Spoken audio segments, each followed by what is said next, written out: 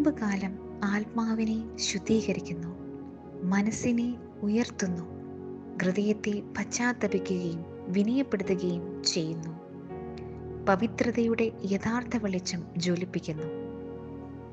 നിങ്ങളുടെ പ്രാർത്ഥന ദൈവത്തിങ്കിലേക്ക് പറക്കണമെന്ന് നിങ്ങൾ ആഗ്രഹിക്കുന്നുണ്ടോ? അതിന് 2 ചിറകുകൾ ഉണ്ടാക്കുക: ഉപവാസവും ദാനധർമ്മവും. ഉപവാസം പ്രാർത്ഥനയുടെ ആത്മാവാണ്. കരുണയാണ് ഉപവാസത്തിൻ്റെ ജീവരക്തം. അതിനാൽ നിങ്ങൾ പ്രാർത്ഥിക്കുകയാണെങ്കിൽ ഉപവസിക്കുക.